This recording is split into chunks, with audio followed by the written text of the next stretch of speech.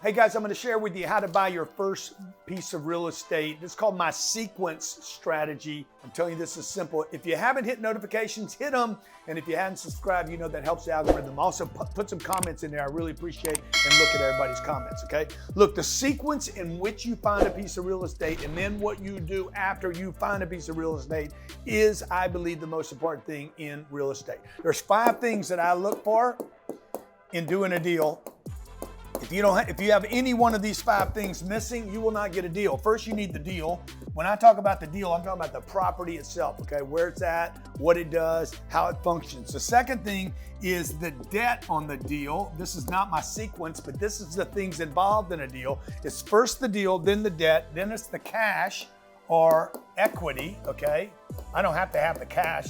I wish I'd have known that.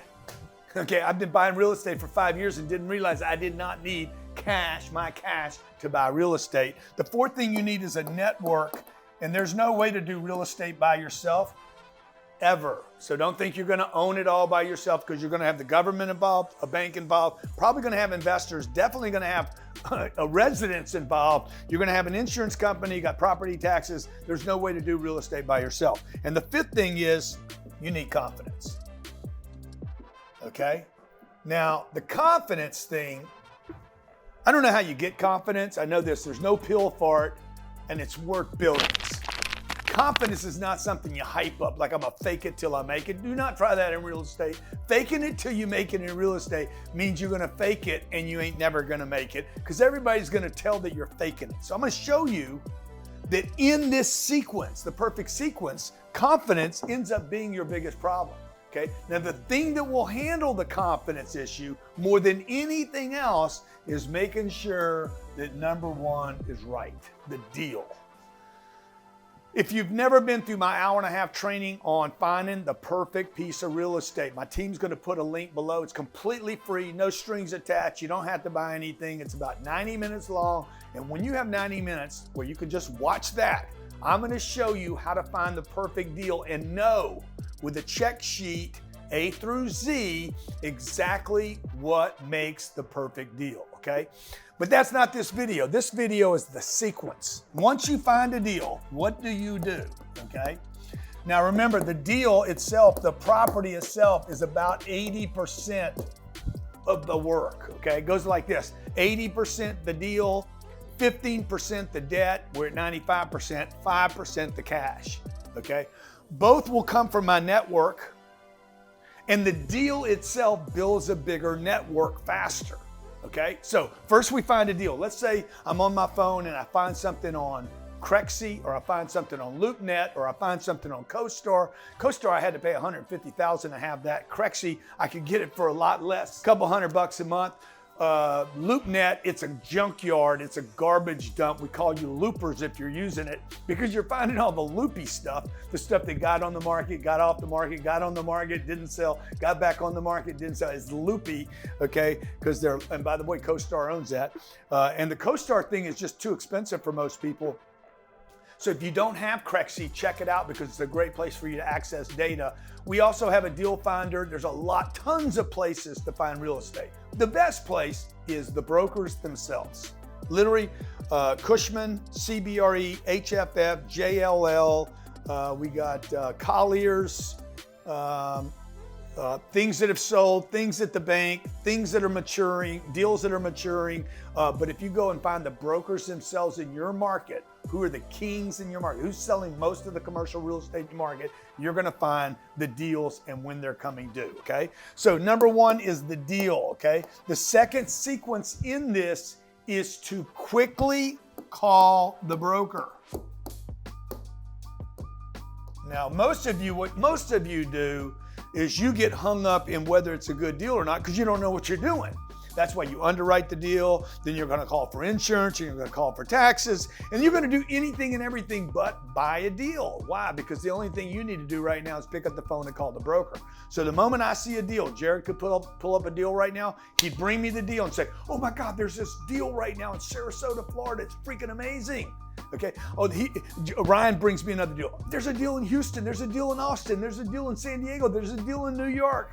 See, what you guys are going to do is stop everything you're doing and maybe research the deal, okay? I'm not gonna do that. What I'm gonna do is call the broker. It's at the bottom of the sheet. You're gonna go to the bottom of that sheet, and the bottom of that sheet's gonna be probably 6 or 8 names. That bill's number 4, network. You probably forgot that. That bill's your network, okay? It's gonna have 4 people involved in the real estate sale itself, and there's probably gonna be 2 other names in there that provide debt. What is debt? Debt is number 2 on your list of 5 things, okay? So first thing we do is what? Find a deal. How do you find deals? You look at deals all the time. You need to be on every one of these lists, everywhere, every day, looking for deals. I look at probably 100 deals a day.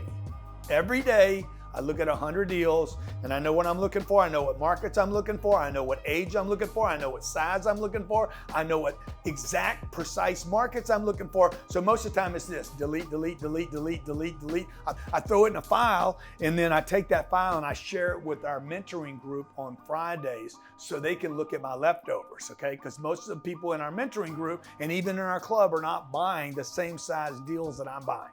All right, so look, first I find a deal, then I call the broker. While I'm calling the broker, I'm underwriting the deal. This is called our underwriting napkin. Simplicity, Grant Cardone style, with a pencil and a piece of paper, bang, bang, bang, literally 7 entries, and I'm underwriting a deal to understand the bottom I can pay and the top I can pay and the exact return I'll get on that deal so that I can have a conversation with this broker. But it goes like this: the deal, call the broker, underwrite the deal, and the 4th thing we want to do is I want to get control of the asset. Okay, now this phone call right here with this broker, I cannot tell you how important it is to talk to this guy about the market and set hooks. So it goes like this: I found a deal that I love. Jared showed me a deal. I called the broker. Hey, Robert, Grant Cardone, I see your deal in Fort Lauderdale. I see that your call for offers is in 45 days. I love this asset. Okay, I'm setting hooks. I'm selling him on picking me as the buyer. Okay, that's why I don't want you to do your underwriting yet. Now, if you don't like the asset, don't make a phone call, okay? Why? You just want practice? You could, but if you don't know what you like and don't like, you need to get clear on what you like and don't like before you make phone calls. I'm only gonna call somebody about something I'm interested in, at which point I'll be like, I love the asset. I don't know anything about the price. I'm not gonna ask him about price right now because I haven't done my underwriting yet. While I'm on the phone with him, I'm literally on the phone with him and I'm taking notes, okay? I have this piece of paper here. I'm taking notes on the left side, and over here I'm doing my underwriting, and I can do both. I can actually do 3 or 4 things at one time. I'm like, okay, I got 200 units. The rents are $2,000 a month. Okay, times the 95% occupancy, less my expenses because I know what they are, and boom, that's my cap rate. Okay, I can offer X dollars for this property. Hey, Robert over here, what do you like about it? What don't you like about it? This is my phone call right here. This is a very powerful phone call, number 2. What do you like about it? What don't you like about it? What else do you have that you have coming on that you like better? Okay. What cap rate do you think it'll trade for? What's the expectation by the buyer? By the seller. What's the expectation, not what's the price? Okay. Have you got loan proceeds provided on the deal yet? Okay. And I'm gonna ask him a series of questions, none of which are negative. And when I get to price, it's gonna be, hey, what's the price expectation? And if they don't get that price expectation, will they still be sellers? What if they don't hit their number? Okay, I might ask him other questions like, why are they selling right now? Why right now? Market's not great right now, rates are going up. What other kind of buyers do you think you're gonna have on it? Who do you think the actual buyer is? How many different offers do you think you get? There's a litany of questions that I'm gonna ask this broker. That's why deal, why is deal number 1? Look, if deal wasn't number 1 would be called the broker. But if I don't have a deal, then why would I call the broker, right? Unless I'm inviting him over to my house to have a party. And the truth is, if he's a serious guy, he's out selling real estate, he won't come to my party. So first the deal, then call the broker. As I call the broker, I'm going to underwrite the deal. Now, the bigger you go in real estate, the less you have to worry about the money. Listen to what I'm telling you. The bigger you go in real estate, the less you have to worry about the money, because this guy and the marketplace that's buying that asset is going to determine the value of that property. This isn't about what you think it's worth. It's about what the marketplace believes it's worth, and the marketplace will set the value on that asset, okay? Now, once I get control, I underwrite the deal, then I get control. Get control means what? Get control basically means an LOI, okay? I'm gonna write an LOI which will turn into a PSA. And again, if you don't know these terms, guys, just go watch that 90-minute video that I did laying out the basics of buying real estate. My team will put the link there for you, okay? Control the deal with an LOI. Robert, I'm gonna write an LOI up on this property, okay? Let's say it's coming to market, it's on the market, and the offers, call for offers are today, or 2 days, or 3 days from now. These are all terms that you're gonna hear from the broker. I'm gonna get my LOI in. My LOI will basically be one sheet, including 2 other things that you have to know that I'll share at the end of the video. I share these 2 things at the end of the video in the LOI to separate you from everybody else, okay? I'm gonna have an LOI. If they accept my LOI, then we worry about a PSA later. Now notice, 2 things I haven't done. I haven't called my lawyer yet. I don't have an LLC. I don't have a company. Like, I don't do any of the dumb stuff that you guys do. You guys are running out, getting LLCs, calling brokers, calling other people, getting other people to underwrite it. I don't do any of this. All this could take place in one phone call. And I could have the deal in an LOI. The PSA is a purchase and sale agreement. This costs $0, and this is gonna cost some money because I'm gonna need a lawyer for this, okay? Now, we have an exact LOI and a PSA in our resource book. If you've never seen our resource book, it's about this thick, and it shows you all the stuff we do at Cardone Capital to actually buy a deal, get it under contract, underwrite the deal, manage the deal, all the way down to the LOI, the PSA, even our lease agreements, okay? Now, what am I gonna do now? I'm gonna get an LOI. If they accept the LOI, then I move to number 5, which is I get debt quotes, okay? Make a note if you're taking notes here. Never ever ask a bank to quote debt on a deal you don't have under contract. They're gonna give you a number, okay? Just like insurance, they'll give you a number, but they're never ever gonna give you a real number. Do not call a bank, you look like an amateur, unless you have the deal under contract. Well, how am I gonna know what to estimate? Because you're gonna be working on 30 or 40 or 50 or 60 or 100 deals a day like I do. Dude, I get debt numbers served to me every single day. There's not a day in my life that somebody doesn't send me over debt numbers and say, this is what Fannie's doing today, this is what Freddie's doing today, this is what regional banks are doing, this is what HUD's doing. Boom, it's free data. It's all over the place once you're a serious player and that you've committed yourself to the proper sequence, okay? So what am I gonna do? I'm gonna get debt quotes right here. Now I can actually price my debt out. Many of you are worried about the debt before you even worry about the deal. The 6th step I will take here is to start buying equity, okay? Or the 6th thing I'm gonna do is start raising money or equity. Could be referred to either one of these. My joint ventures, my equity, my partners, my LPs, my limited partners. Who's gonna help me finish this deal out?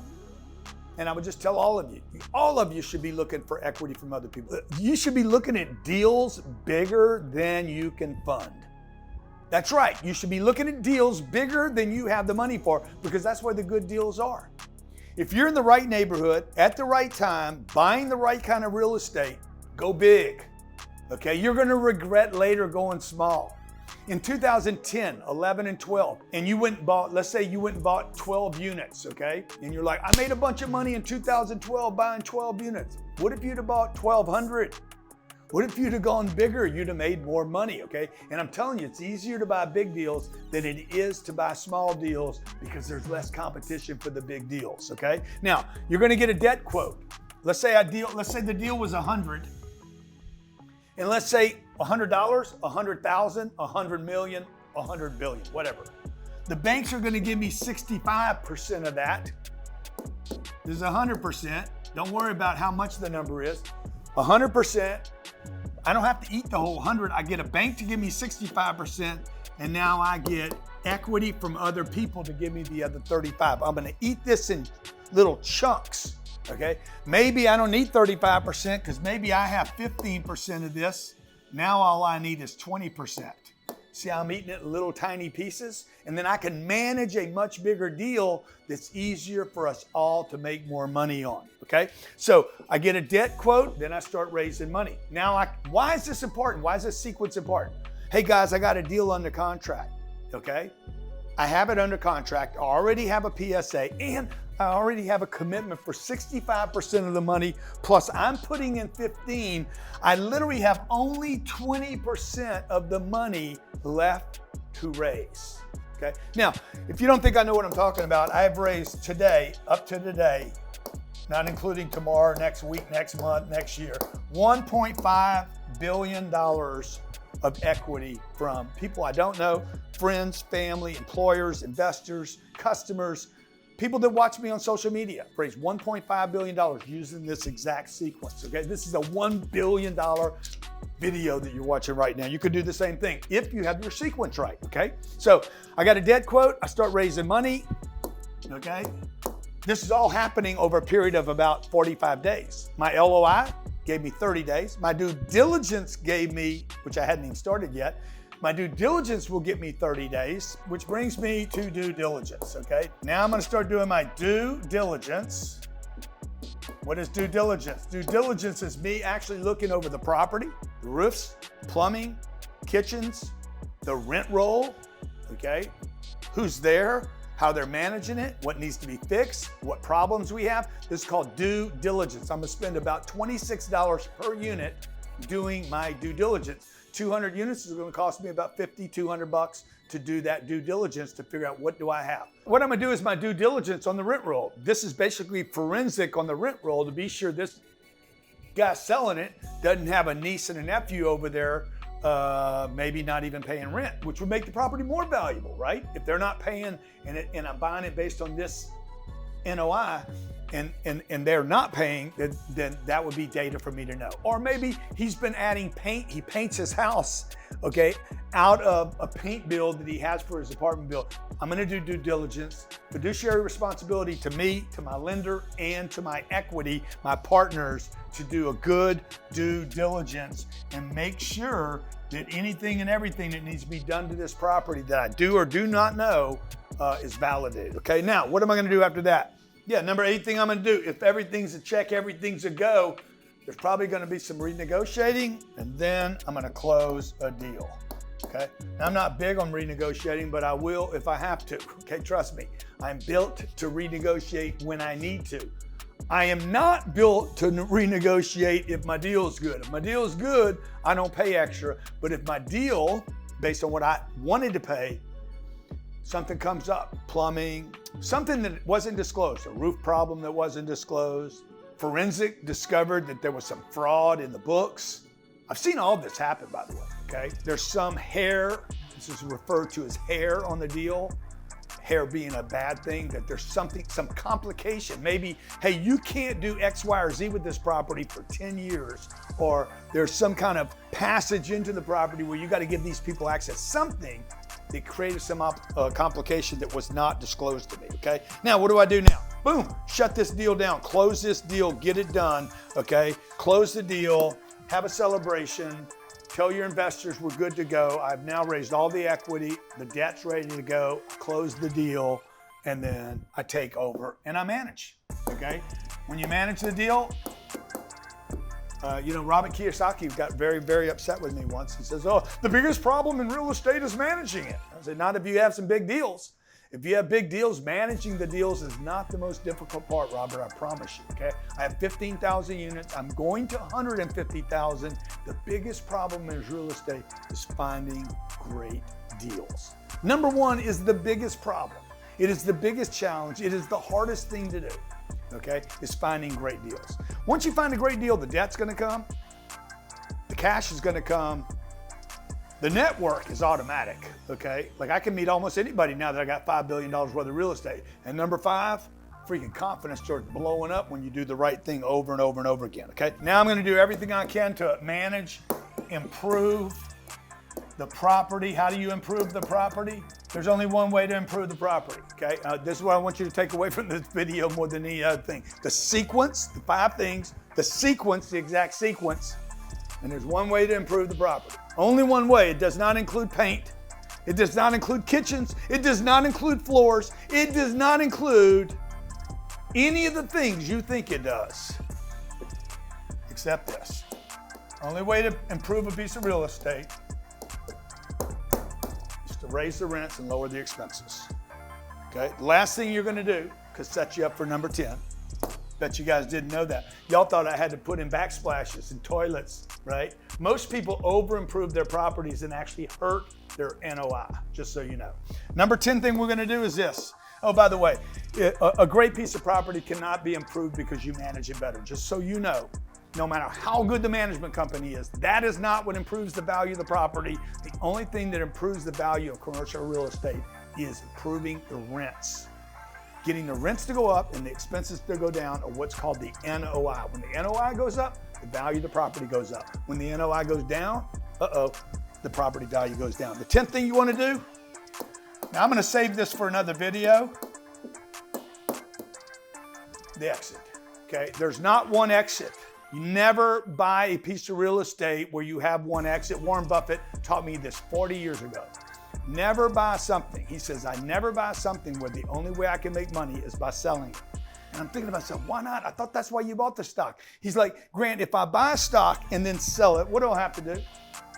I got to go buy another stock, okay? He's like, all that does is give me a job. I want to buy something where I have multiple exits, one of which would be never to sell the asset. I told you earlier, stay to the end of the video, I was going to share with you 2 things to put in your LOI, okay? If you can pull this off, you want to do it. Number 1, you want to put an LOI together. That'll be a small sheet of paper, basically says your terms. Number 1, what you're paying. Number 2, when you're closing. Number 3, how long's your due diligence. Anything that you want on that LOI. There's going to be a second letter, okay? There's going to be a second letter of your schedule of assets, plus a list of everyone you have bought from. Anyone you bought from. And if you don't have anybody on this list, that's why you need partners. You need some other people that play the game with you, okay? So you need a letter. This is your due diligence letter. It's in our resource book. The second thing you need is basically a resume, a bio of deals you've done with other people. And the third thing, okay, is your ability to close right now. Now, this is how I write up deals. Okay, I basically send the guy, I've done business with these companies. If you don't have that, you don't have that, sorry. Okay, but you need to figure out how to start partnering with other people so you can create that. Look, you don't know what you don't know, right? And if you don't know what you don't know, you're not gonna even use it when you have it. So I'm trying to prep you for the day where you're like, let's say you do 2 or 3 deals, make sure you have a letter there that says, I've done deals with this person, and this person. You could call them, here's their references, here's their numbers, and they're gonna tell you I am a saint to deal with, okay? The other thing you want is your ability to close this deal. Here's my money, I'm ready to go, here's a check. I've been doing this for 40 years, folks. Even when I didn't have the money, yes, that's right, I showed them the money. Okay. There was a lot in this video. I hope I didn't take too much of your time. If you have not yet, hit the subscribe button. Do me a favor if you enjoyed the video, hit the subscribe. Make sure you hit notifications. Comment below what's your big takeaway here. And I appreciate you watching.